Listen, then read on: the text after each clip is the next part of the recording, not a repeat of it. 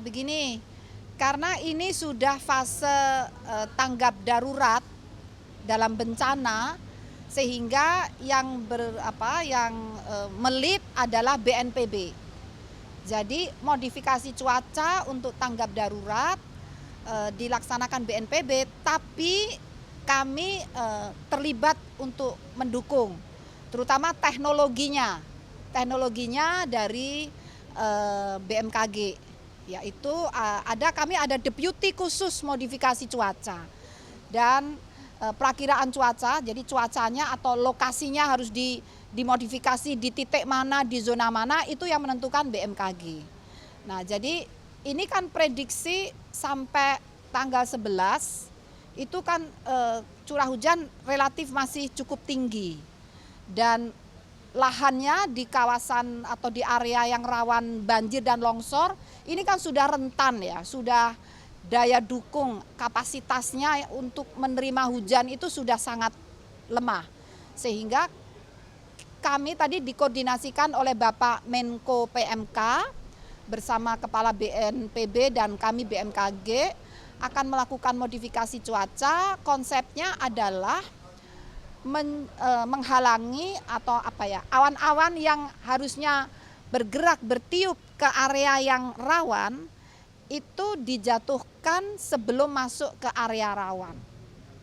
Jadi dijatuhkannya misalnya masih di laut, jadi tidak dijatuhkan di darat, nanti banjirin yang di darat, ya kan? Jadi dijatuhkan di waduk atau di laut. Itu konsepnya seperti itu, karena kalau di darat nanti banjir di tempat lain. Nah, kenapa begitu? Kalau tidak diturunkan di sebelumnya, maka awan-awan itu akan menggerombol berkumpul seperti yang kemarin terjadi itu kan, kumpulan awan hujannya itu kalau kita lihat dari satelit, luasnya itu, jadi awan tuh hampir seluas wilayah Provinsi Jawa Barat.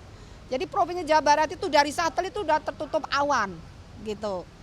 Bahkan sampai ke Lampung, Palembang itu. Jadi jangan sampai awan tuh tumbuh sebanyak itu, sehingga masih datang sedikit turunkan di laut, datang sedikit turunkan di waduk atau apa. Jadi konsepnya seperti itu. Mohon doa agar dapat berhasil. Rencananya ya dicoba dulu sampai tanggal 8.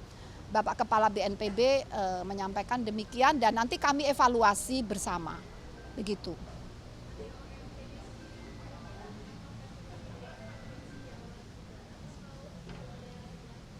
Nah, untuk besok itu prioritas di Jawa Barat, karena memang yang paling rentan di Jawa Barat, dan terutama ini di daerah pegunungan ya, di puncak, terutama awannya tuh dari situ. Jadi, dan kan nanti bisa jadi sumber banjir untuk ke hilir juga, tidak hanya kena Jawa Barat, tapi juga bisa mengalir ke arah utara, ke DKI ya. Juga banjir bisa dikhawatirkan bisa begitu. Sungai-sungainya kan juga mengalir ke utara. Seperti itu ya. Kira-kira demikian. Terima kasih. Curah hujan yang tinggi ini kira-kira akan selesai sampai kapan? Nah, kemarin itu yang tertinggi sampai 232 mm dalam 24 jam. Kami prediksi dalam durasi sampai tanggal 11 itu kita masih perlu waspada atau bahkan siaga. Jadi mungkin akan sedikit menurun, tapi kemudian akan meningkat lagi sekitar tanggal 11 itu akan meningkat lagi intensitasnya. Tapi semoga dengan modifikasi cuaca itu dapat dikurangi. Upayanya itu bukan mencegah hujan, tidak mungkin. Insya Allah mengurangi intensitas hujan, seperti itu.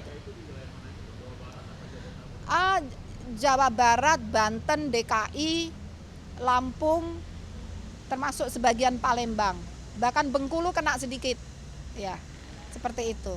Mohon doanya agar semuanya dapat termitigasi dan tidak ada korban jiwa. Terima kasih. Assalamualaikum warahmatullahi wabarakatuh.